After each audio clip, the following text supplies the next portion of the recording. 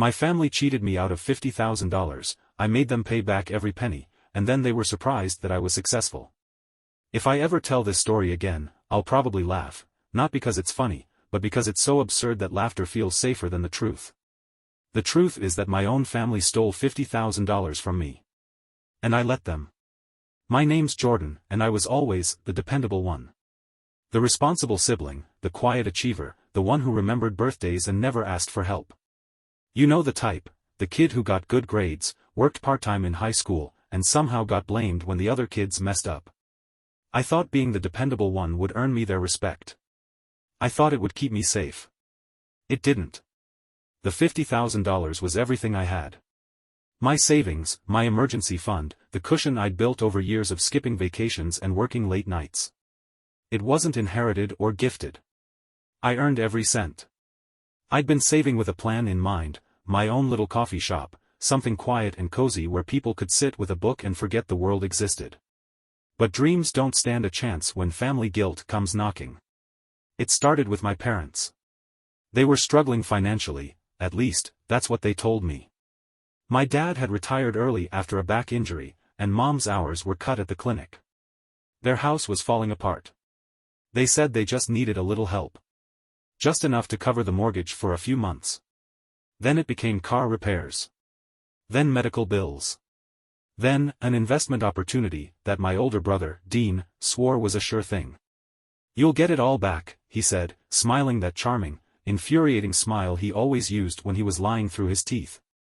Double, even. I should have said no. I should have seen the signs. But they were my family, and I wanted to believe them. I told myself it was temporary. That I was doing the right thing. That loyalty meant something.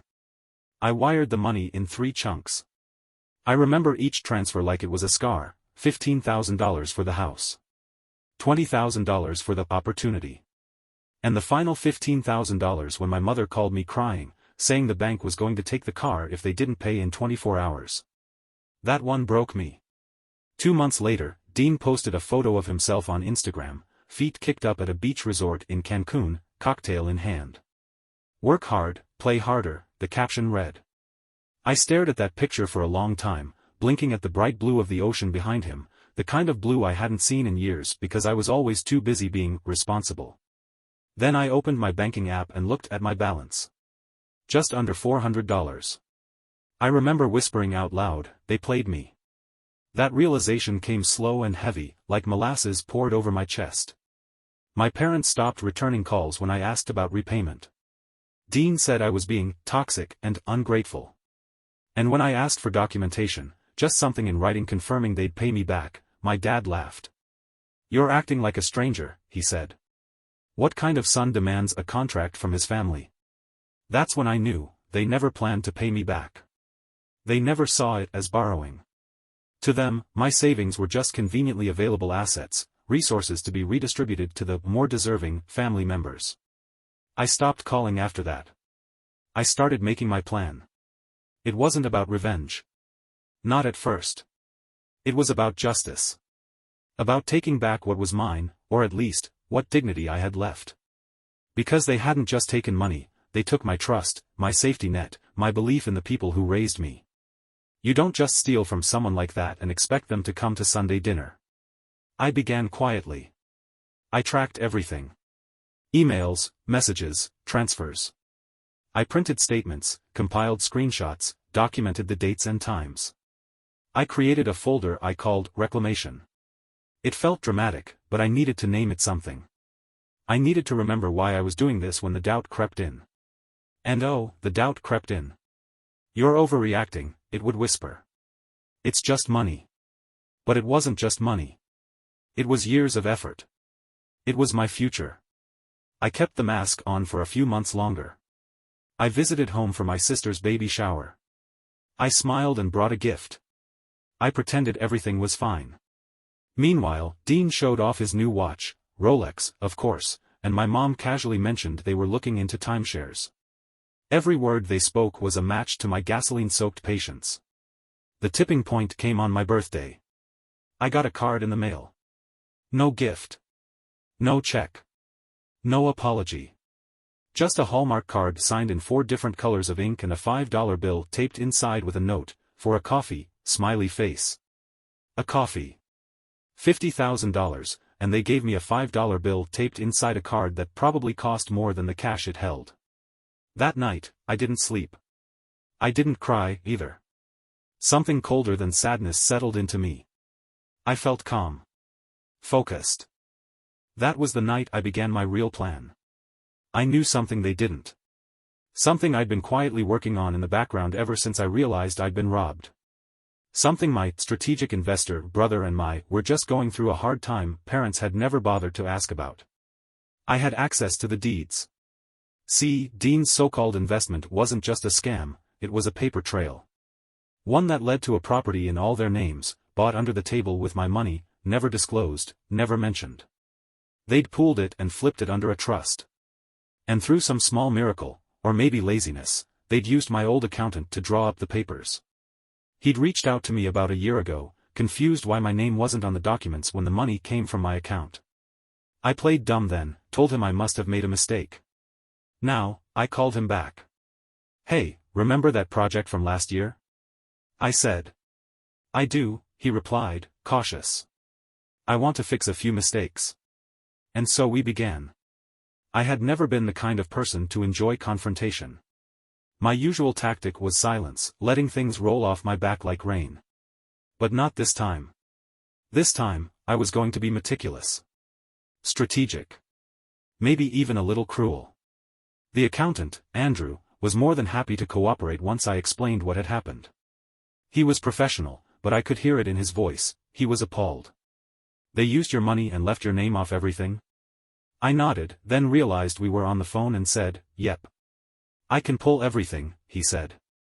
"Every document, every transaction." "Do you want full copies?" "I want notarized copies. Everything." It took 2 weeks, but when he delivered that manila envelope to my apartment, I held it like it was the Holy Grail. Inside were bank transfers, wiring instructions, trust documents, property titles. And best of all, email correspondence between Dean and a real estate lawyer, with a line that said, "Jordan doesn't need to be involved. He's just helping out." Helping out. I spent the next few days making calls, doing research, and talking to a lawyer of my own. Her name was Tasha, and she had the kind of sharpness in her voice that made people sit up straighter. "They committed fraud," she said after reviewing the files. "At best, this is civil court material. At worst, we're talking criminal charges." "I don't want to go nuclear," I said, though even as I said it, I knew it wasn't entirely true. Tasha leaned forward.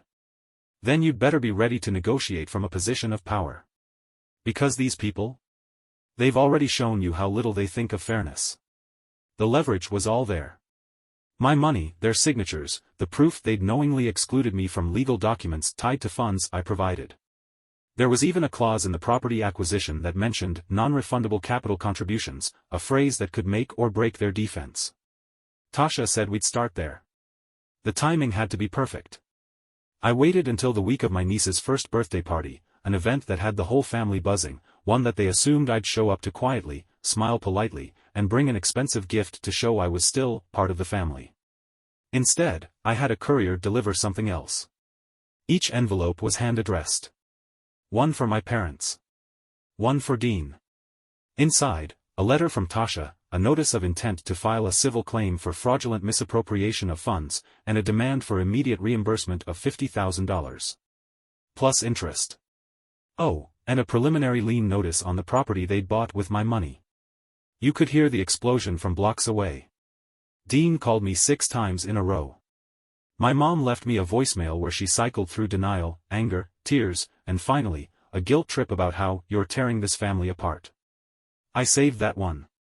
It felt important to remember how easily someone could flip the narrative. But it was my dad's response that sealed it.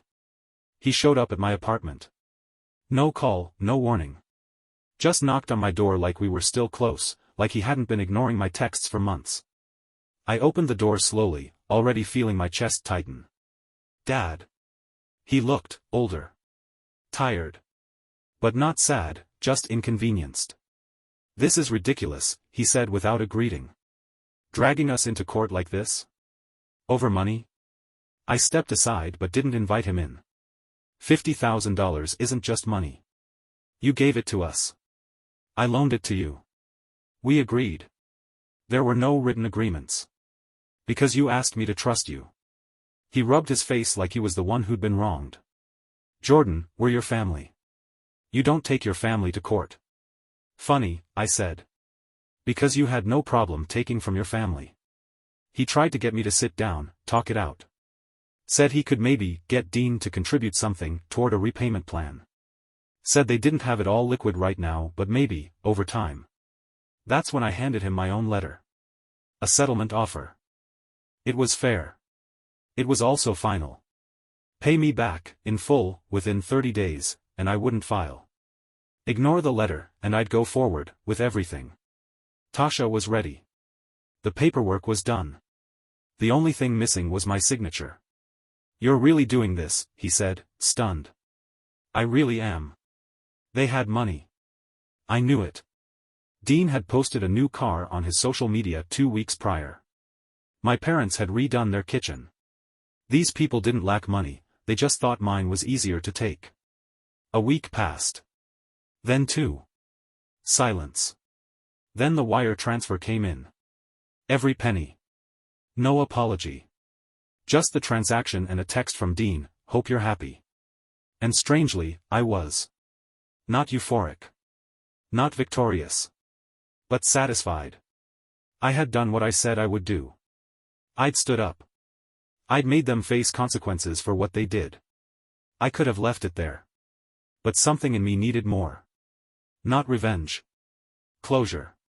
So I sent one final message to the family group chat. The same one they used to invite me to events and then ignore me at those events. Thank you for returning what you owed me. You won't be hearing from me again. Take care. Then I left the chat. Deleted their numbers. Blocked them. That night, I booked a one-way ticket to Portland, an old dream. A city full of rain, bookstores, and independent coffee shops. I found a small place with an "available" sign in the window and walked in like it belonged to me. Because finally, something did. When I landed in Portland, it was raining. Of course it was.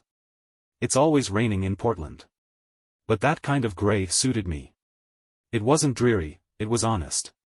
And after everything I'd been through, honesty felt like a luxury. I'd already arranged for a short-term rental, a second-floor studio above a bike shop, with creaky floors and windows that fogged up in the morning. I loved it immediately. It wasn't big. It wasn't fancy. But it was mine. And no one could take it from me. I spent the first few weeks walking. Just walking. Through neighborhoods with colorful porches and mismatched fences. Through local parks where people actually said, "Good morning." Through rows of coffee shops, each one with its own vibe, cozy, indie, loud, rustic. I watched the baristas, listened to the sounds, the smells. I paid attention to everything. I wasn't just walking. I was scouting. My dream had always been simple, a coffee shop where people felt safe. Not corporate. Not sterile. A space that felt like a warm corner of the world where you could exhale. I didn't want revenge anymore. I wanted to build something beautiful. It didn't take long before I found it. A rundown storefront tucked between a used bookstore and a florist. The windows were dusty. The "For Lease" sign was tilted, as if it had been hanging there too long. But inside, I saw it. The bones were strong. The counters were real wood. The space had charm, and most importantly, it had potential. 2 weeks later, it was mine.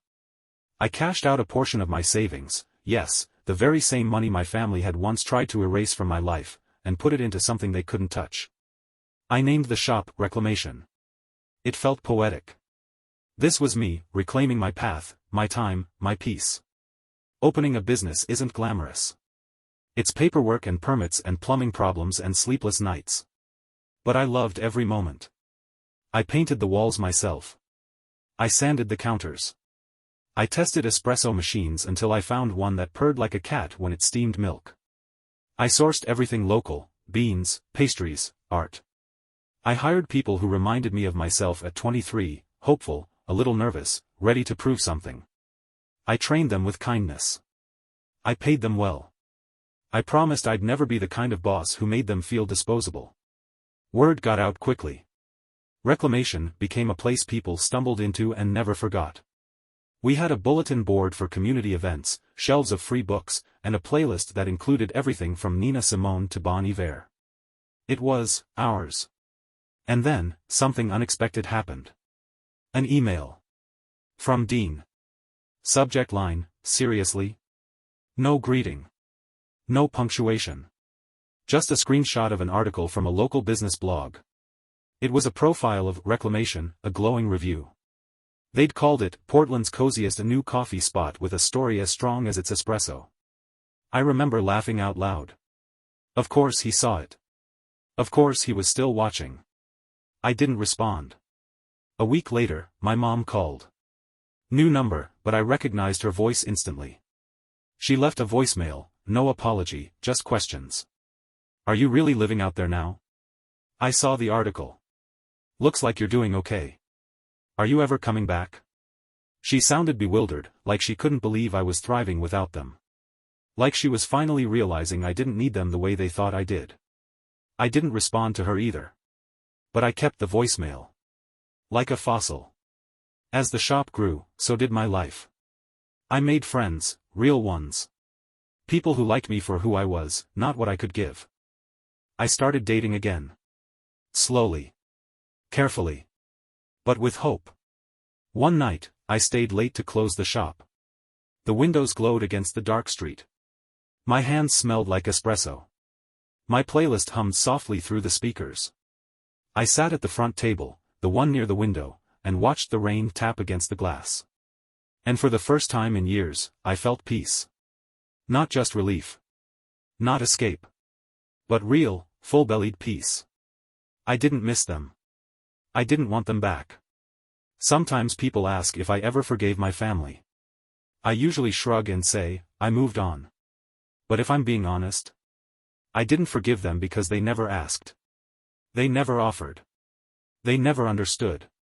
But I forgave myself. For trusting too much. For giving too easily. For thinking loyalty meant silence. Because now I know better.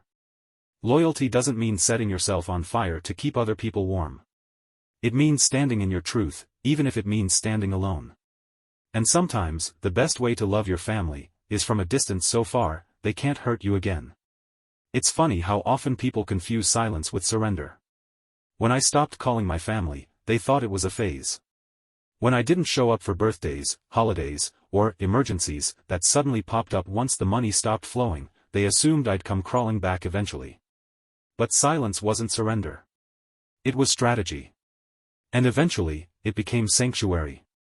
That year in Portland was the most honest year of my life. Reclamation grew steadily, not explosively. I wasn't trying to build a franchise or impress anyone, I just wanted a space that belonged to me, where people felt seen.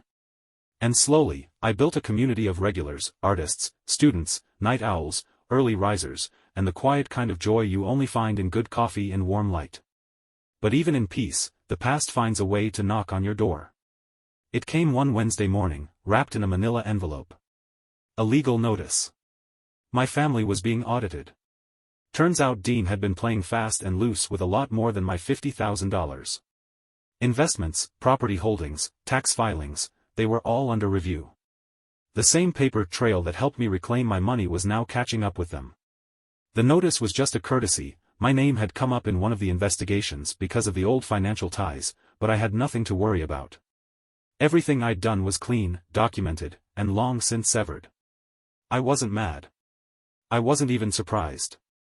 I just exhaled.